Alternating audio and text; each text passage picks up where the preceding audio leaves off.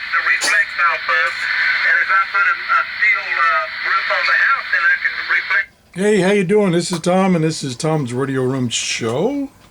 And this is my new old radio. This is the Realistic model DX-200. And this is kind of what I would call a collector's radio, in that it's not a superior shortwave radio. There's lots more radios that do a better job. But this is, I don't know, it's just, I personally like radios that you have to manually tune. And the more knobs, the better, as far as I'm concerned.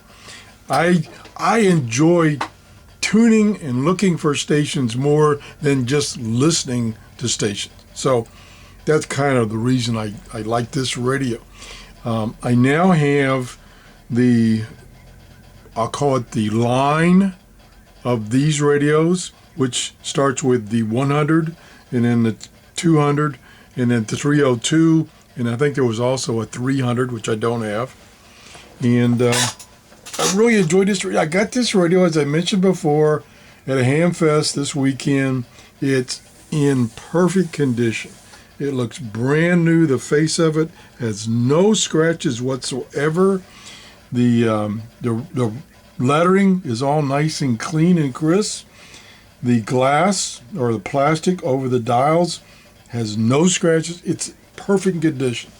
I've been looking for one of these for about a year now, and I've always been a little leery of getting one off of eBay because you don't really know what it looks like until you get it, and you don't know if it's got any problems. Now, this radio, I went back and did some research on this radio yesterday, and this radio has or had a couple of problems.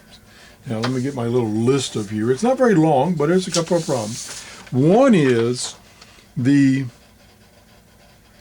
tuning dial. This is all manual tuning, which means there's a long string that goes around the knobs and the band thingy dial cylinder here that rotates it. And over time, that string can get tight or sticky or bad. It just goes bad.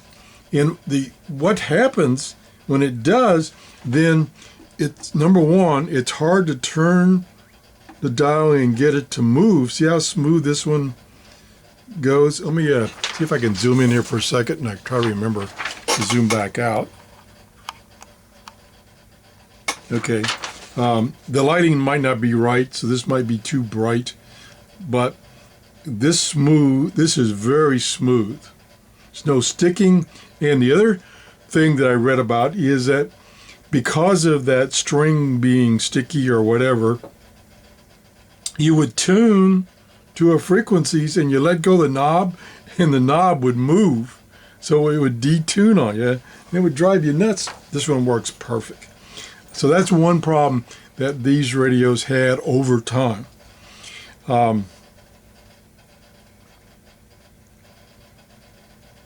The other thing is related to that string is it would stretch over time, and then you turn the knob and the dial wouldn't move.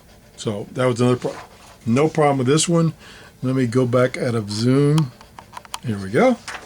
And now the one thing that I've noticed that's a little tedious, and it's going to take me a while to learn how to do it properly. And if anyone is familiar with this radio and how to do it properly, please let me know. Is the top dial up here is your main tuning. The bottom is your fine tuning, or band spread they call it.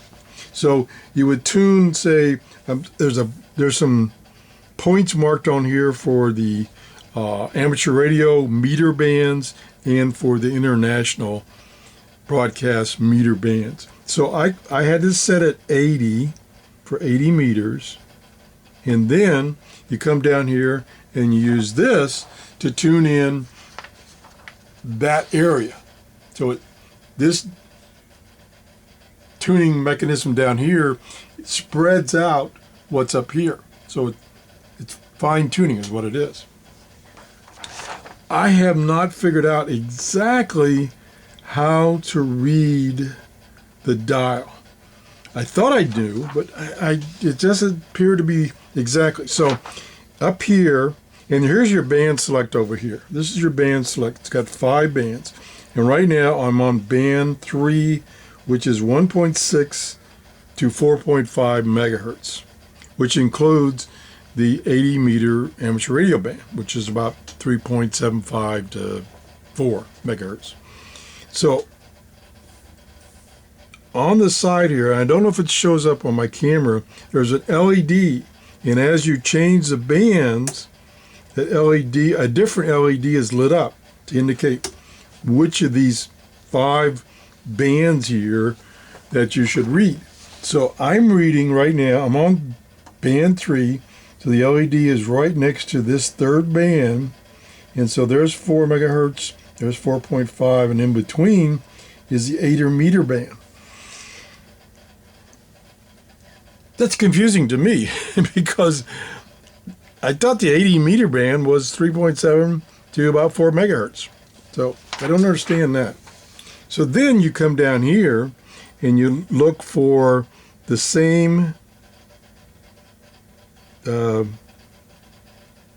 indication on the meter bands. And so the top one is 80, 40, 20, 10, 15, 13 through 15. So that means I would look on this scale here for the frequency that I'm tuning in. So right now, it is showing that I've set this, the top one, to that little dot on 80 meters, and now it shows that it goes from, now let me see how far it goes down. It goes all the way down.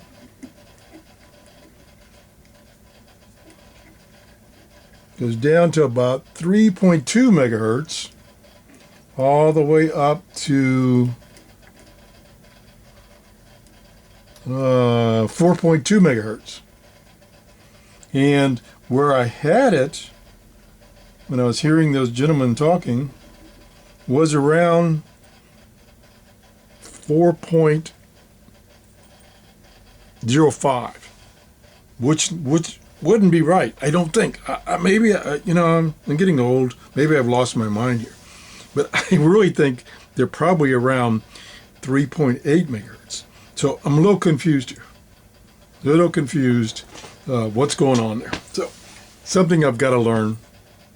There's some instructions in the manual, which I printed out part of the manual. The gentleman didn't have a manual, so I had to go online. And it talks about tuning the various bands. So I followed that, I thought correctly, but it still doesn't come out right. So something's wrong there. I'm not sure what it is. I've got to work on it. Now, what it does have, and maybe that's part of the problem, because I see I bumped it. It has this, and let me see if I can zoom in here. This is going to be a long video, I'm sorry. Okay, I need to move over. I don't know if this is going to show up because the backlight on this thing is really bright. It's nice, but it's really bright for my camera. Now, again, let me see if I can find a pointer.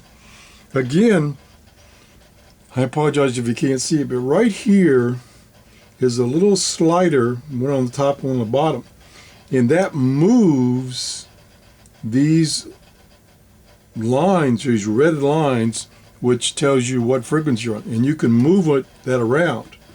And I noticed that it is shoved over to one side, so maybe when I was connecting to the antenna, I shoved it over to one side. So I can move it all the way from 4.1 over to about 4.05. Now, there's a calibration procedure for getting this in the right position. And it's basically making a correction to the dials that you're reading. And I had it set, but obviously I bumped it and moved it because well, it's somewhat easy to move. So that could be part of my problem. Okay, let me just go around the front of this and tell you what the controls are. Starting over here is an antenna trim to try to adjust your antenna length so that you get the strongest signal. The next is the AGC, automatic gain control, either fast or slow. I've got it in slow. I should have it in fast because I'm listening on single sideband. This is the BFO dial for tuning single sideband. Down here is the band select. That's interesting. Main tuning, fine tuning or band spread, RF gain control, volume control, mode control, either single sideband / CW or standby or AM with a noise limiter. And then it has a calibrator, which is a signal that it's a 500 kilohertz signal that it injects so that you can see if the radio dial is calibrated. And I did that too, and I thought it was calibrated. Now, what I did attempt to do also is I attempted to use my little signal generator to calibrate the dial, but my little signal generator is very touchy, and I could not get it to stop on, say, 5 megahertz or 10 megahertz. I was always off by, say 100 kilohertz. So that was driving me nuts. I finally gave up on that. So anyway, so that's the dials. It's got antenna terminals on the back. It's got a mute to mute. I'm not sure what the mute's for. Forget it. It's got a earphone jack on the back. It's got a headphone jack in the front. Low impedance, high impedance for listening with headphones or earbuds. That's about it. The other problem that's been reported is drift, which is not uncommon with this vintage radio. And apparently this one had a little more drift than usual. So I have been listening to it, and sure enough, when you first turn it on, especially like this morning, it was 65 degrees in my workshop, it'll drift for about 20 minutes. So the frequency is changing due to the electronics warming up. There is a mod to help that problem. I don't think I'll do the mod because after about 15-20 minutes, it's pretty solid. Okay, so that's that. I think I've covered about everything. It is pretty sensitive. I compared it to my Texan 680, which is the newest technology on shortwave radios, and it's not as good. I'll admit it's not as good, but it's good enough. I'll say good enough. I can hear most of the strong stations and some weak stations, and it does a great job. And it's like I say, this one is perfect as far as looks and everything. Perfect. So that's about it. If you have any questions about the DX-200, just send me a comment or an email at TRRS73@gmail.com. That's about it. Thanks for watching. I hope the video came out good with this on my camera. Bye-bye.